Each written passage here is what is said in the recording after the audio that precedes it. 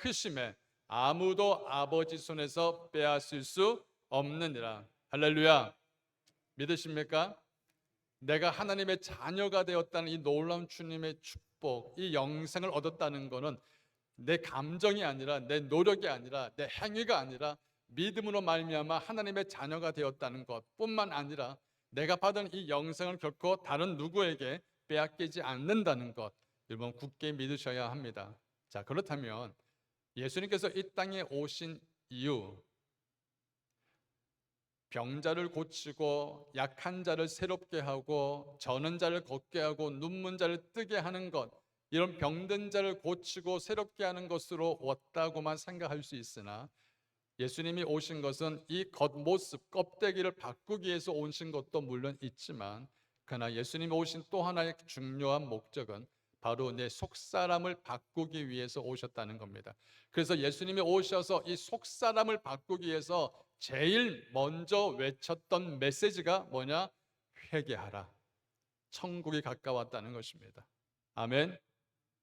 여러분, 회개는 해도 되고 안 해도 되는 것이 아니라 회개는 반드시 해야 하고요, 또 회개는 나중에 몰아서 한꺼번에 회개한다, 결코 이런 회개를 받지 않습니다.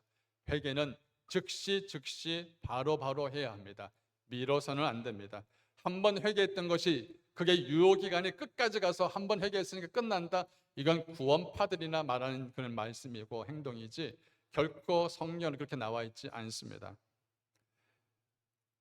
회개에는 두 가지가 있는데요, 첫 번째는 뉘우침이죠. 하나님 너무너무 죄송합니다.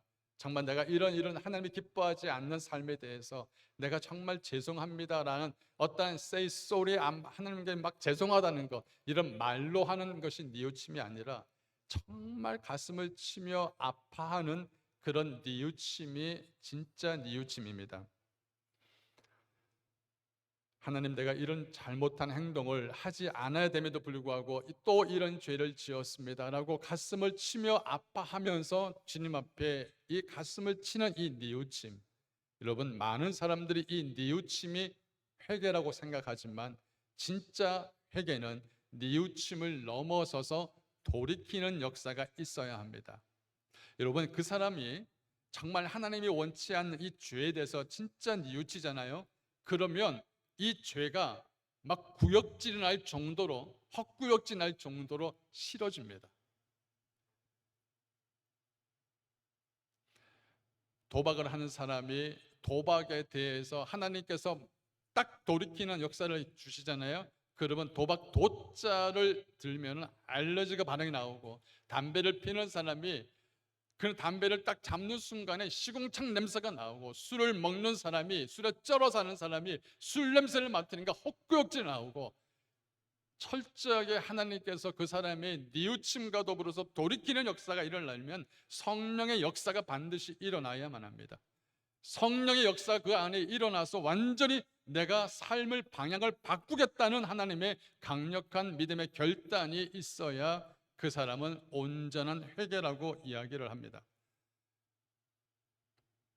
그리스도인들은요, 하나님 앞에 회개할 때는 순간적인 자유함을 얻습니다. 그래서 회개하고 나면 기뻐요. 그런데 기쁜 그 나머지가 일시적이에요.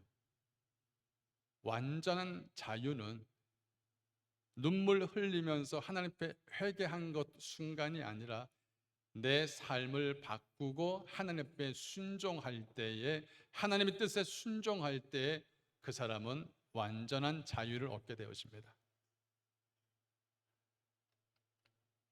그리스도인들이 하늘나라에 가는 것은 행위 문제가 아니잖아요. 믿음의 문제잖아요. 만약에 여러분 예쁜 사람만 구원받는다라고 하면 우리 교회 예쁜 사람들은 다 구원받죠.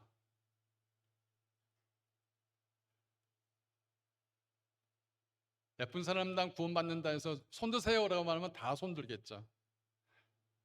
키 크고 멋지고 잘생긴 사람만 구원받는다 하면 우리 교회에 몇 분 없을 것 같습니다. 구원의 조건이 결코 그렇지 않지 않습니까? 우리가 구원받는 것, 하나님의 나라 가는 것은 우리 어떤 행위나 겉모습이 아니라 하나님의 자녀라는 신분 때문에 우리가 영원한 생명, 영생을 얻는 줄 믿습니다. 아멘. 자, 그렇다면 성경에는 구원을 얻는 길에 대해서만 이야기한 것이 아니라 구원을 얻어서 영원한 생명의 나라에, 영원한 천국에서의 삶에 대해서도 성경을 말씀하고 있습니다. 제가 오늘 초반에는 구원에 대한 이야기를 나눴지만 그러나 구원을 넘어서서 영원한 생명, 영생을 얻은 천국에서 삶이 어떠한 것인가에 대해서도 오늘 본문 말씀과 직결되어 있습니다. 무엇이냐면 우리가 정말 60이요, 70이요, 80이요, 90이라는 이 모든 삶에 어떠한 삶을 살았는가에 대한 결산에 따라서 우리의 천국의 삶이 달라진다는 것을 분명히 기억해야 합니다. 고린도전서 3장 12절 말씀을 보시면, 자, 한번 같이 읽겠습니다. 만일 누구든지 금이나 은이나 보석이나 나무나 풀이나 집으로 이 터 위에 세우면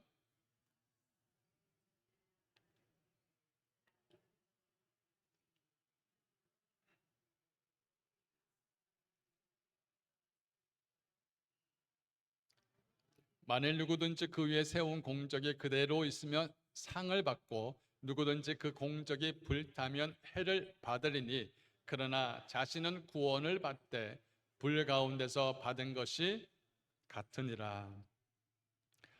여러분, 하늘나라에서 어떤 상을 받는지에 대한 카운트가 바로 이 땅에서부터 시작된다는 걸 아십니까? 내가 하늘나라에서 어떤 상을 받을 것인가에 대한 카운트는 하늘나라에서 카운트되는 것이 아니라 우리가 살고 있는 이 땅에서부터 카운트가 된다는 것입니다. 예수 믿기 전에 그 사람이 착한 일을 한 것은 예수님을 믿고 난 그리스도인에 대한 믿음이 없는 상태이기 때문에 그 사람은 상에 대한 크레딧이 없습니다.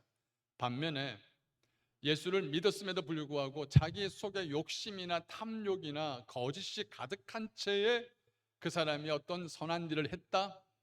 그 사람이 정말 겉으로는 금과 같이 빛이 날 수 있는 그런 모습일지 몰라도 한번 불타버리면 그게 남을지 안 남을지는 아무도 모릅니다.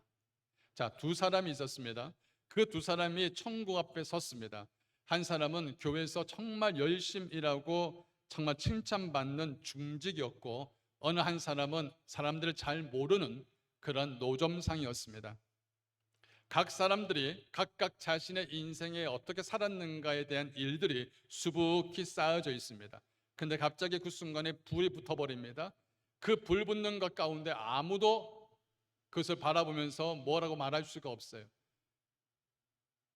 불이 붙고 나서 그 사람이 삶에 어떤 삶을 살았는가에 대한 공력에 대해서 금이 남을지 아니면 그 순간에 다 불타 없어질지 어느 누구도 모른다는 것이죠. 자, 분명한 것은 우리가 이 땅에 살았던 모든 칭찬받을 만한 그런 것들이 다 남을 거라고 인정받는 것은 아니라는 것입니다. 이런 바리새인과 율법사를 보십시오. 하나님 나라에서 자기들만큼 신앙 좋은 사람이 어딨냐라고 자화자찬했던 사람들, 예수님이 정확하게 말씀하죠. 해칠한 무덤이라고, 독사의 자식들이라고. 너희 마음 속에는 겉으로는 열심이고 충성이지만 너희 마음 속에는 하나님 사랑하는 마음이 없다라고 정확하게 지적을 하셨던 것입니다. 저는 오늘 목회자로서 2025년 마지막 주일 아주 중요한 말씀을 나누기를 원합니다. 마태복음 16장 27절 같이 읽습니다. 인자가 아버지의 영광으로 그 천사들과 함께 오리니 그때에 각 사람의 행한 대로 갚으리라.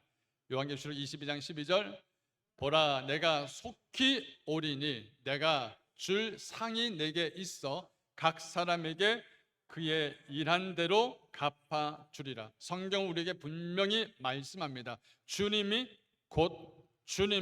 속히 오신다라고 분명히 약속합니다. 믿으십니까? 그 주님이 오시는 주님은 더 이상 십자가에서 피 흘리는 어린 양으로 오는 것이 아니라 왕으로서 심판주로서 오십니다. 주를 위해 살았던 수없이 고통하고 힘들었고 눈물 흘렸던 그런 모든 사람들에게 하나님은 심판주로서 그들에게 상 주시기 위해서 주님은 속히 오겠다고 약속하십니다. 여러분, 천국에 들어가고 못 들어가고는 믿음의 문제이지, 그러나 영원한 삶, 영원한 생명을 얻고 천국에서 어떻게 살 것인가에 대해서는 지금 우리가 살고 있는 이 땅에서 평가가 되어진다는 것입니다. 그만큼 이 땅의 삶이 중요하다는 거예요. 이 땅의 삶이 중요하기 때문에 이 땅의 것만 집중하고 이 땅의 것만 초점을 맞춰서 그렇게 사는 것이 아니라 이 땅에 사는 삶이 내가 영원히 살 수 있는 하나님의 영생의 나라에서 어떻게 살 것인가에 대해서 그 기준점과 평가가 달라진다면 지금 내가 이 땅에 어떻게 살아야 될 것인가에 대한 분명한 방향이 새롭게 만들어진다는 것입니다. 성경을 한번 읽어보면은 각 사람의 행한 대로 갚으리라, 각 사람의 일한 대로 갚아주리라. 자, 주님의 위치가 어디입니까? 주님이 지금 어떤 위치입니까? 돈을 빌려주면 너 돈 갚아 라고 하는 채권자입니까? 아니면 돈을 갚아야 될 채무자입니까? 다시 한번 묻습니다. 각 사람 행한 대로 갚으리라, 그가 일한 대로 갚으리라. 주님의 위치는 채권자입니까? 채무자입니까? 채무자입니다. 갚아야 될 뿐입니다. 주님은 우리가 내 마음대로 살았던 것에 대해서는 어떤 것도 갚아줄 의미가 없고 책임이 없습니다. 그러나 주님은 주님의 뜻대로 사는 사람, 주님을 위해서 고생하고 힘들고 어렵고 고통당하고 주님을 위해서 목숨을 다하면서 충성된 사람한테는 주님이 어떤 마음을 갖고 있냐면, 그렇게 고생하고 수고한 사람들에 대해서는 너무 미안하고 너무 고마운, 그래서 주님이 너에게 갚아줄 게 너무 많은 그런 마음을 갖고 있는 게 바로 주님이십니다. 그래서 주님은 채무자입니다. 여러분, 그 마음을 느낄 수 있겠습니까? 주의 복음을 위해서 자신의 목숨까지도 아끼지 않았던 사도 바울, 그가 이렇게 고백을 했습니다. 고린도 후서 11장 23절 보시면은 이렇게 나오죠. 저희가 그들이 그리스도인의 일꾼은 23절부터 저희가 그리스도의 일꾼이나 정신없는 말을 하거니와 나도 더욱 그러하다. 내가 수고를 넘치도록 하고 옥에 갇히기도 하고 더 많이 하고 매도 수없이 맞았고 여러 번 죽을 뻔하였으니 유대인들에게서 40에 하나 감한 매를 5번 맞으며, 40에 감한 매는요 태장을 말합니다. 그거 태장을 한 2-3번만 맞으면 사람 죽습니다. 근데 이것을 5번이나 맞았습니다. 3번 태장으로 맞고 1번 돌 맞고 3번 파선하고 주야를 깊은 바다에서 지냈으며 여러 번 여행하면서 강의 위협과 강도의 위협과 동족의 위협과 이방인의 위협과 신의 위협과 광야의 위협과 바다의 위협과 거짓 형제 중의 위협을 당하고도 수고하며, 같이 읽겠습니다. 수고하며 애쓰고 여러 번 자지 못하고 무리며 목마르며 여러 번 굶고 춥고 헐벗었노라. 그 외에 이런 고사하고 아직도 날마다 내 속에 눌리는 일이 있으니 곧 모든 교회를 위하여 염려하는 것이다. 사도 바울이 예수를 믿는 사람들 옥에 가두고 죄송합니다. 그런 정말 잘못된 짓을 많이 했어요. 그래서 예수님께서 야, 너는 네가 한 짓이 너무 괘씸하기 때문에 너가 구원받고 천국 가고 뭐 잘 사는 거, 야, 너가 한 것에 대해서 너무 잘못한 게 많아서 그냥 퉁치자. 그냥 너희 잘못한 것과 천국과 그냥 총을 치자.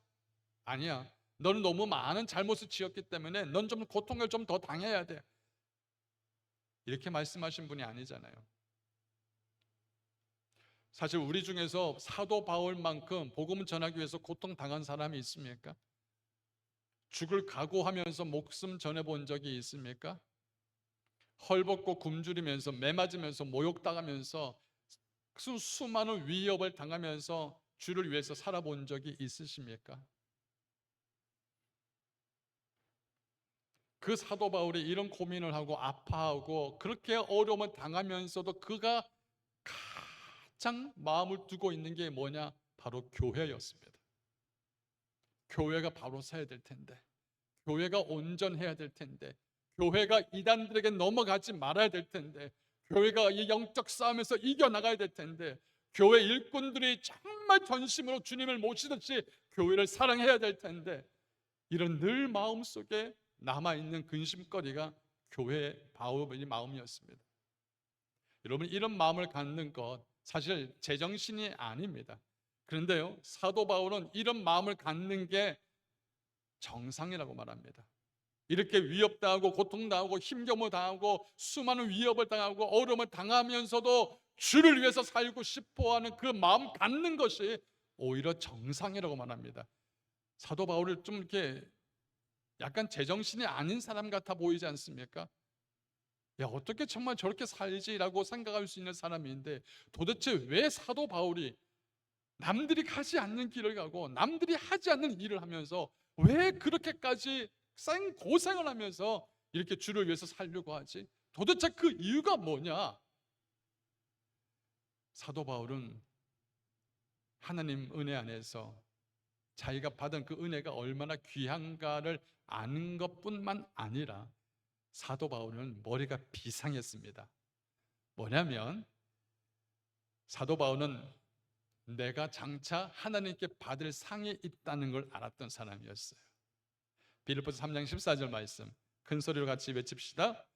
표대를 향하여 그리스도 예수 안에서 하나님이 위에서 부르신 부름의 상을 위하여 달려가노라. 아멘.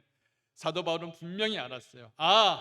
내 생애의 끝이 난 이후에 내가 이 땅의 삶이 끝이 아니라 영원한 하나님 나라에 살 수 있을 그때에 내게 하나님이 주실 상이 있다는 것을 분명히 알았기 때문에, 그래서 사도 바울은 조금만 더 인내하고 조금만 더 참으면 그분이 나의 매맞음 자리를 위로해 주고 닦아 주실 텐데, 조금만 내가 인내하면 사람들한테 손가락질하고 모욕당했던 멸시당했던 걸 주님이 다 위로해 주실 텐데, 그 상을 받을 것을 기대하니까 그래서 사도 바울은 인내하고 참았던 것입니다. 사랑하는 성도님들, 사도 바울이 선택한 이 선택은요, 결국은 하나님 나라의 축복과 상급과 직결되어 있다는 걸 여러분 꼭 기억하셔야 합니다. 우리가 사는 이 하루, 오늘 뭐하고 살지? 오늘 또 뭐하면? 지겨워.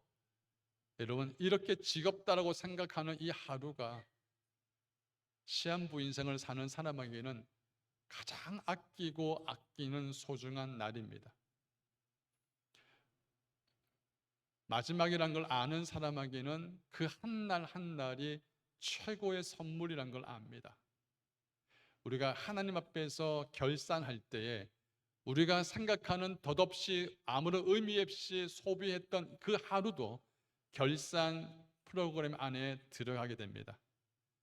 우리가 예배드리는 이 예배도 하나님의 결산 내용에 다 들어갑니다. 우리가 어떤 마음으로 예배를 드리는지, 어떤 심령으로 하나님께 헌금을 드리고 봉사를 하고 섬기는지 다 들어갑니다. 왜? 각 사람의 행한 대로 갚아주기 때문입니다. 아멘. 주님은요, 우리를 부려먹기 위해서 하나님의 귀한 직분 맡기고 그렇게 하나님 일꾼 되라는 것이 아닙니다. 하나님은 우리를 상 주시기 위해서 하나님의 일을 맡기시는 분이십니다. 믿으십니까? 믿으세요? 우리 옆에 분 말씀합시다. 힘들지? 하나님이 너에게 상 주시기 위해서 힘든 일 맡기는 거야. 시작.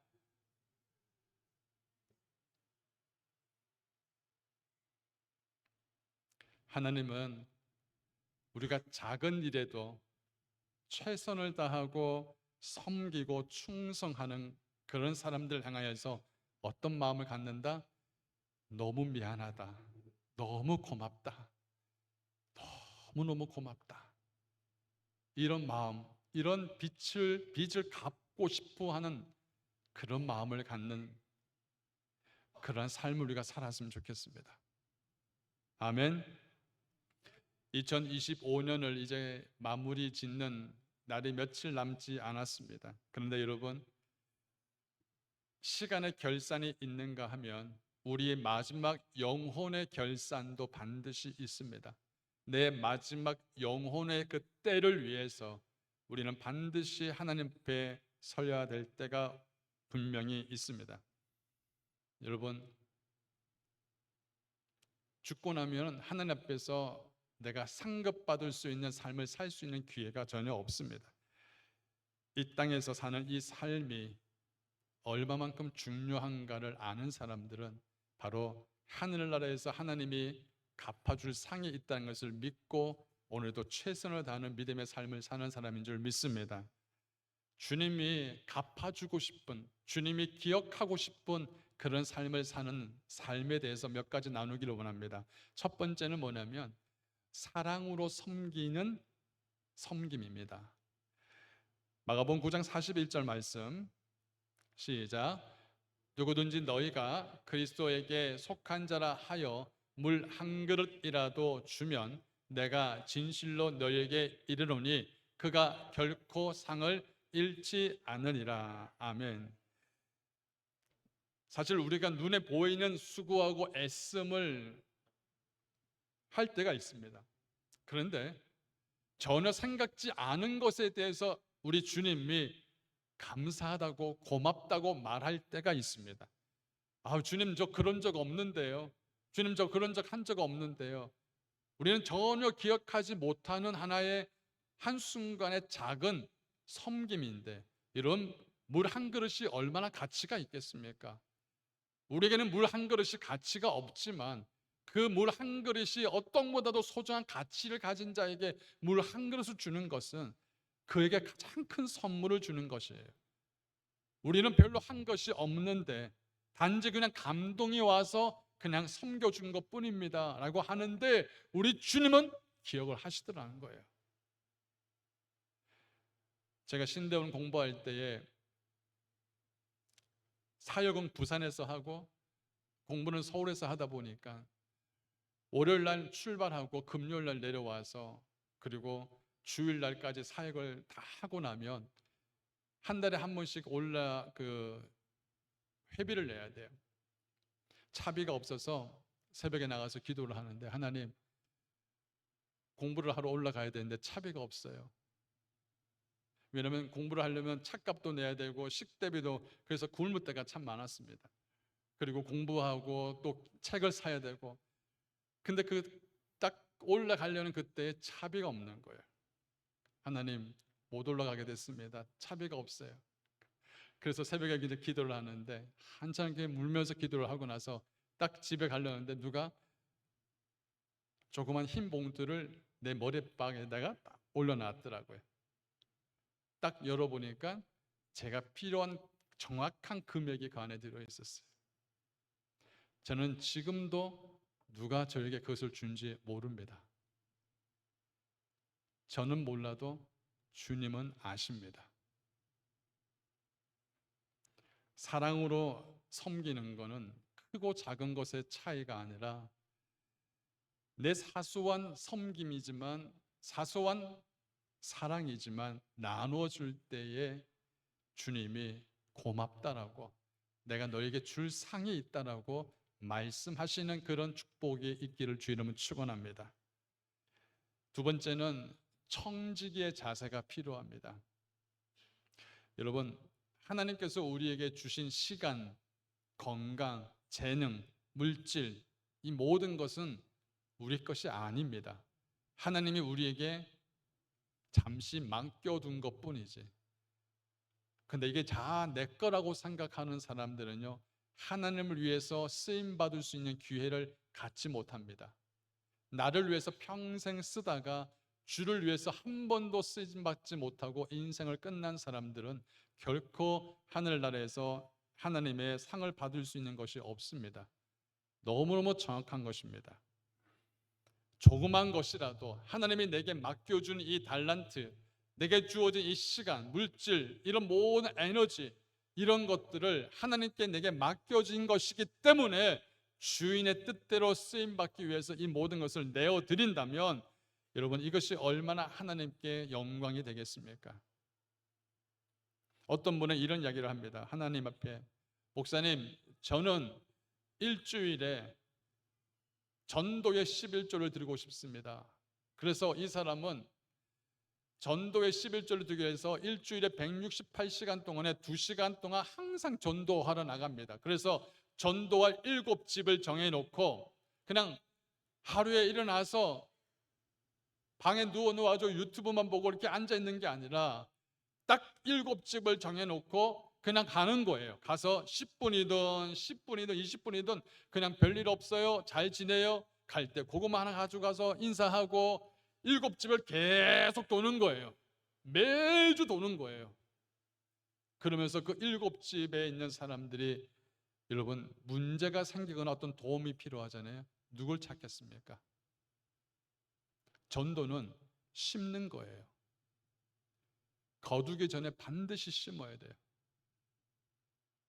그분은 하나님을 위해서 내가 전도의 11조를 드리겠다고 해서 계속 시간을 10분, 10분, 10분, 10분 이렇게 드리면서 그 가정들을 위해서 기도했더니 그 가정들이 줄줄이 다 하나님의 사람으로 돌아오더라는 거예요. 어떤 사람은 선교에 11조를 드린다고 하면서 365일 동안에 10일을 딱 정해서 이 시간만큼은 하나님께 다 온전히 드리고 싶습니다 라고 하면서 선교를 작정하는 사람들이 있었습니다. 여러분, 선교를 가려면 건강해야 돼요. 선교를 가려면 돈이 필요하죠. 선교를 가려면 함께 할 수 있는 동력자가 필요하죠. 그러니까 선교를 하게 되어지면 하나님이 아예 부어주시는 거예요. 여러분, 일할 게 없다고요? 할 게 없다고? 아닙니다. 안 해서 문제지. 할 게 얼마나 많은지 몰라요. 내게 주어진 시간들. 어떤 장로님은 하나님 앞에서 자신의 이 질병이 고침받고 나서 그 이후로부터 매일 나가서 하루에 20불씩을 다른 사람을 위해서 쓴다는 거예요. 배고픈 사람들, 아니면 거지들, 아니면 도와줄 사람들, 그런 사람들을 위해서 매주 나가가지고 매일 나가서 20불씩 씁니다. 왜? 재산이 많거든요. 이 재산 많은 거 뭐 하면 쓸까? 하나님 위해서 써야 되겠다. 그때부터 나를 살려주신 하나님께 감사해서 자신의 시간과 자신의 물질들을 주를 위해서 쓰는 거예요. 하나님이 갚아줄 게 없겠습니까? 어떤 사람은 주를 위해서 쓰는 것이 낭비라고 생각할 수 있을 수 있습니다. 그런데 거룩한 낭비는 하늘나라의 상급과 바로 직결됩니다. 거룩한 낭비를 하십시오. 주를 위해서 거룩한 낭비를 해서 하늘에서 절대 손해보는 법이 없습니다. 아멘. 히브리서 11장 6절 말씀 같이 읽겠습니다. 믿음이 없이는 하나님을 기쁘시게 하지 못하나니 하나님께 나아가는 자는 그가 반드시 그가 계신 것과 또한 그가 자기를 찾는 자에게 상 주신 이심을 믿어야 할지니라. 아멘. 결산은 돌아보는 거잖아요.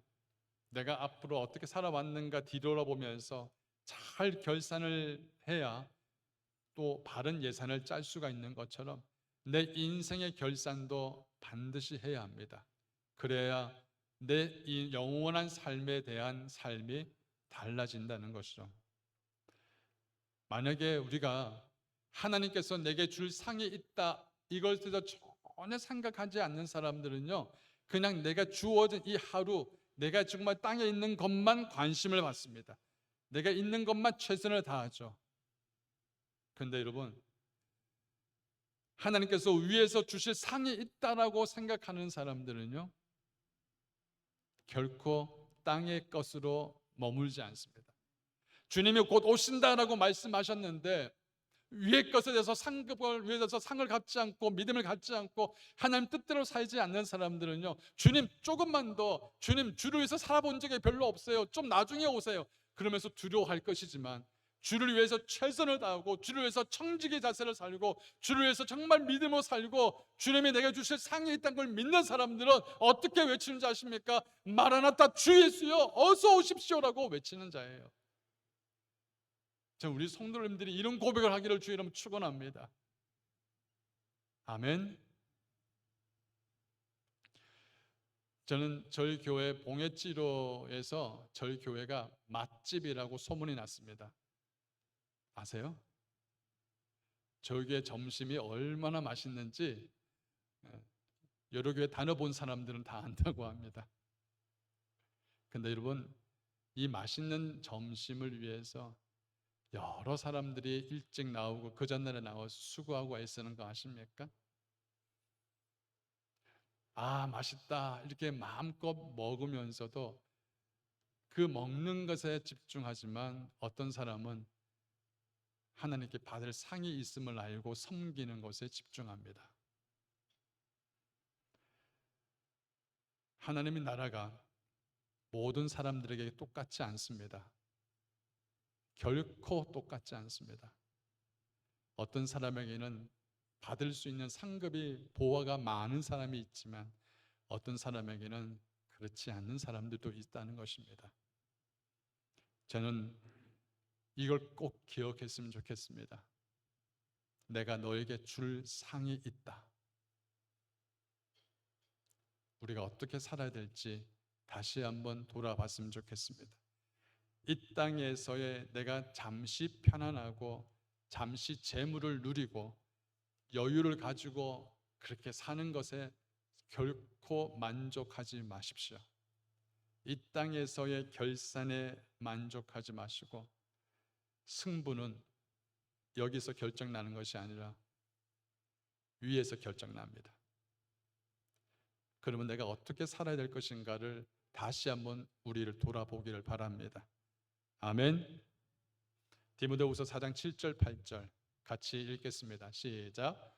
나는 선한 싸움을 싸우고 나의 달려갈 길을 마치고 믿음을 지켰으니 이제 후로는 나를 위하여 의의 면류관이 예비되었으므로 주 곧 의로우신 재판장이 그날에 내게 주실 것이며 내게만 아니라 주의 나타나심을 사모하는 모든 자에게로다. 아멘. 2025년을 지켜주셨던 에베네셀의 하나님, 이제 남은 삶도 2026년도 이후의 모든 삶도 내가 하나님 앞에 설 수 있는 그 영혼의 때를 위해서 이제는 낭비하는 삶이 아니라 거룩한 낭비로 하나님 앞에서 정말 갚아줄 것이 넘쳐나는 그런 사랑으로 섬기고 믿음으로 섬기는 저와 여러분 되어지시기를 주 이름으로 축원합니다.